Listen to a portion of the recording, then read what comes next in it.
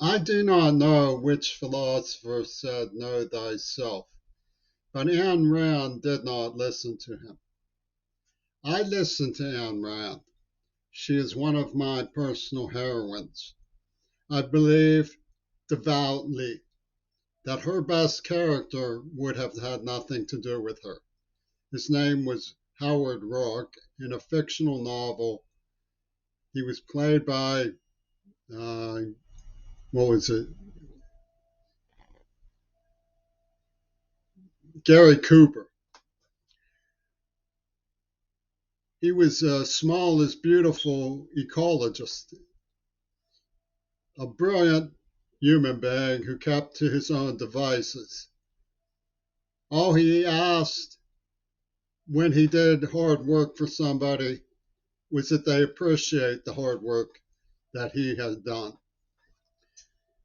I know for a fact that the people who swear by Ayn Rand wouldn't want anything to do with her either for less noble reasons, because she would smoke them out on their evil idiocy. She's constantly evoked by people who are impardonably brutal towards children as child slaves, impardonably.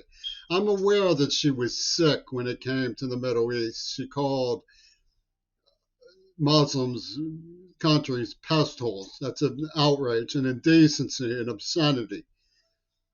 You wouldn't know from her philosophy that that's the sort of person that she was. Her philosophy was one of dignity towards dignity. I know that people who follow her don't really understand, and they prefer the lack of understanding to be meddled with.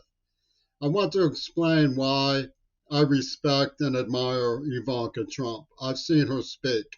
There's a scene in Ayn Rand's Fountainhead where an architect approaches a sculptor who says, "I didn't want to see your sculpture ever meet you because I was afraid I would be sick,"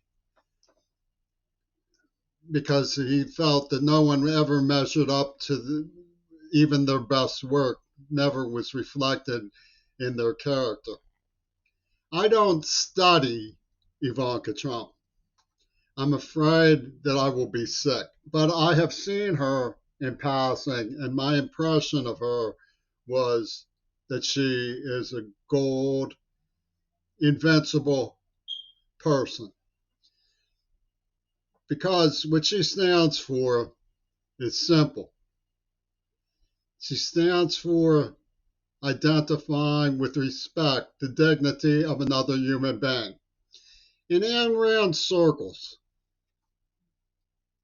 too often, this gives rise to profligacy and flagrancy. But the reason why that happens among genuine objectivists, I'm not talking about the hog's whoosh that comes out of Peter Sinfield or any Roger Waters. I'm talking about the genuine value system of the objectivists. The reason why they sometimes give in to flagrancy and profligacy is in spite for people who don't appreciate rewarding someone for their hard work. Now, you can argue that the working class in rebellion against the upper class is in fact not a violation of Ayn Rand's principles until you start getting into the mindset that devalues the dignity of the upper classes. I refuse to devalue the dignity of the woman who I saw on TV. I understood her. I understood where she was coming from. I didn't care about the other baggage that comes in tow. I respect and appreciate Ivanka Trump for the invincible, dignified human being who she appears to be. I don't delve into the baggage that surrounds her. It's not my precinct to be bothered by it. It's not my precinct to pry into the private lives of anyone who I admire, whether it's Kennedy or anyone else. I don't pry into Peter Gabriel or Fripp's personal lives. I avoid it, and I always did. I was in an emergency situation and in a semi coma when I came forward asking for help. There's a scene in The Fountainhead where a man was being brutalized, humiliated, and he was on the cement bleeding. And he reached out to someone and said, please. And the man laughed at him. It was set in Hell's Kitchen.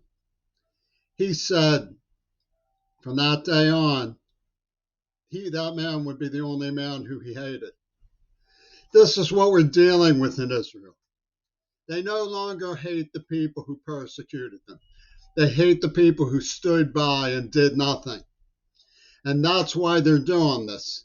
Because they want to see us stand by and do nothing so they can justify their backstabbing, lying hatred for us. That's what's really going on. That's what's buried in the secret of Gail Burston. That is the truth of the situation.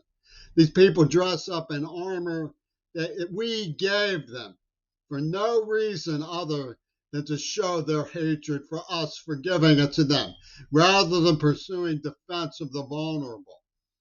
I'm not trying to pick on you, Trump, but you should step aside and let wiser people man the office. The Republican Party and the Democratic Party and their support for Israel have become nothing but a lampoon. They don't even bother to ape respectability. None of you even begins to come close to the decency and humility of Omar. None of you do.